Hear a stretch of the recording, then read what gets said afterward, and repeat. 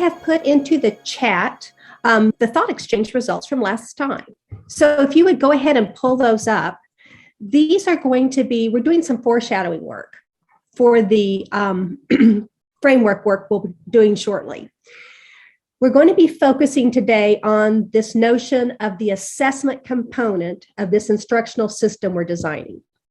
And so we asked you the last time we were together to give us some thoughts about essential practices and assessment ideas around competency-based instruction.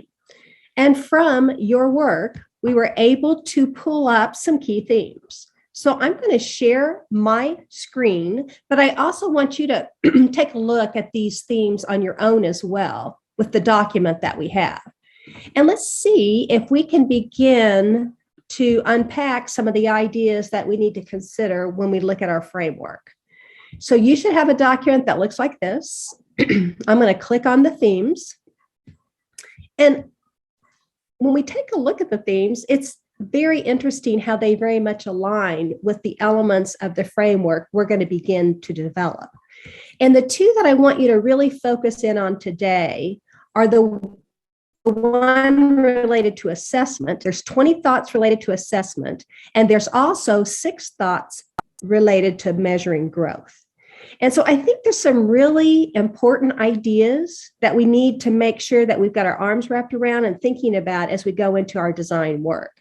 So click on the assessment theme, that bar, and it will provide for you a list of some of the top thoughts we generated. And when I say top thoughts, the thought was generated and then folks went in and rated the thought with agreement.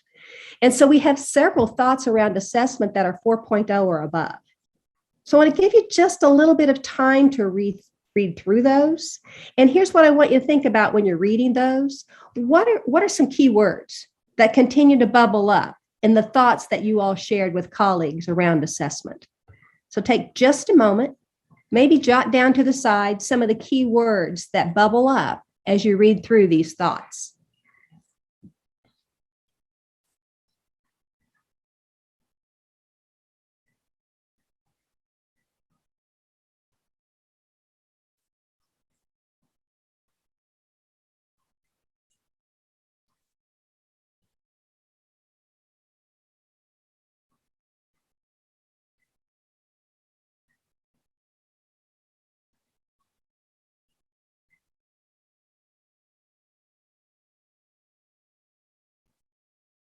So looking through these thoughts, what are some key words? What are some themes within our thoughts that really need to be considered as we think of our design work?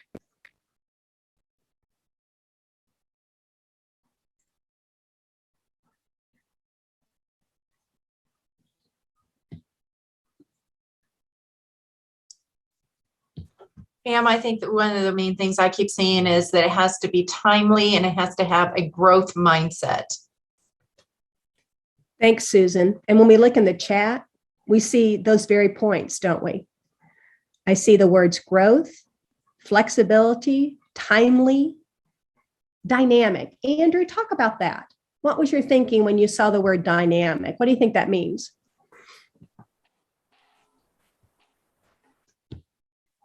Did I say the word dynamic? Did you say Andrew? Yes. Andrew, yes. I typed a few. Yeah, I think dynamic. I think it's just that idea of real time, or now it could be two things. It could be temporal, dynamic, that it's something that's happening interactively, but also that notion of flexibility, that there's dynamic. You know, are we giving feedback at a high level in a nuanced way? You know, and I don't know. I'm speaking pretty abstractly about it, but I think it is probably centered on the learner in both those ways. Absolutely. And along with that dynamic word and the flexible word, I'm seeing the term adaptable. Virginia, you've typed in adaptable. Mariah, you've typed in adaptability. Talk about that. What does that mean when we're viewing the work of assessment?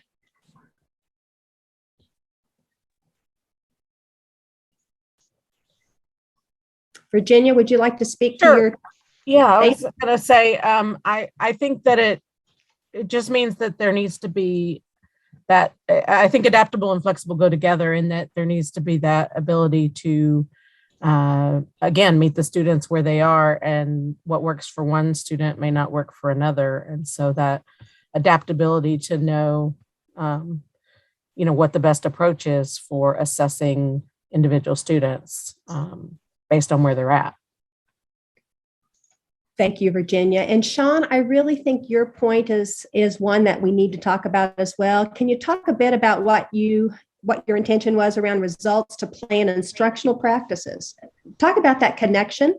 We make that assumption, but what does that really mean? Results to plan instructional practices.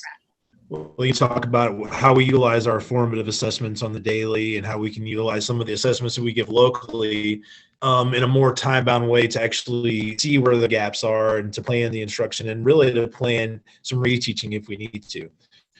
Ultimately, we're able to do that with current forms, so that we can utilize assessments or new assessments to think about how we can get that results in a timely manner to provide feedback to our teachers, so they help then to plan out what instruction's coming next, or what's coming next, what's coming next in their pacing guides or any of those things. Thank you, Sean. And I want to put one of our students on the spot. Grace, I'd love hearing the voice of students and their perspective. And you actually have an excellent comment. It talks about a variety of assessment options and dates. A few hours one day doesn't determine one's success for an entire semester. Tell us what your thinking is around your comment. Yes, definitely. I think that just especially with and I know we're talking about the ACT, but that's always my example, is that one test on a Saturday for 4 hours shouldn't determine one's success over 4 years. And so I just think it's important to cater and adapt to different students and different styles of learning and demonstrating success. And that should include a plethora of opportunities to assess or demonstrate that one's competent over a school year, so kids aren't constricted to a short amount of time to prove that they have learned over the course of their semester or year. Thank you, Grace. And then Kevin Waltney, I'm going to ask you to talk a bit about, from your perspective, the comment that you have in the chat. Yeah, I just wanted to maybe have us, I don't think it needs to be front and center at this point, because that's kind of not where we're at. But I think it's important to maybe keep in the back of our minds that, for several bills are now really looking at posting map data on the on school websites. I fully expect some of those bills to pass, maybe even this session, if we can get by some other problems. And so, how does individual student learning and then the map system coalesce into the sorts of things that legislation wants people to easily be able to be seen by the public?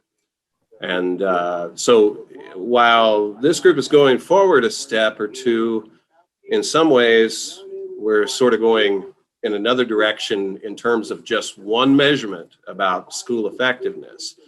And I don't expect that to abate anytime soon. So I just wanted to throw it out there for possibly some consideration. And Kevin, that's why I called on you, because I think you're bringing up a great point. We absolutely realize that there's going to be some rules and policies at the state level and legislatively that we have to be mindful of. And so that's actually where we're going to start next session, and just get some of those out there, just knowing what some of the barriers are, but also maybe some ways to work through those barriers and still do what's best for students. So it's always good to have you in our group and keeping us mindful of that. But yes, well, again, I don't mean to put that front and center, but it is there, and it's we went through a couple pretty tough years, and I think that there's for lack of a better idea, maybe a trust issue. And so if communities then are whole brand new system that they're looking at, that they don't really understand very well, that doesn't really jive very well with the old system, I think that, we could be asking for some problems. Yeah, and I think that's really important to bring to the table. The communication piece to this is going to be critical at the state level as well as the district and building level. We got to bring our people along, our parents along, our community members along. Thanks for that. Yes, no problem. All right, I want us to look at one more theme, and it's the measured growth theme, because I also think there's some thoughts within this theme that are relevant to the conversation we're going to have in a bit around assessment. So take a look at these 6 thoughts and see if there's anything different that you see here that was not bubbled up in the assessment theme. Minimal change. And was rammed through the House floor. In fact, state representative. Anything in that group of thoughts resonate with you that needs to be brought to the attention of the group?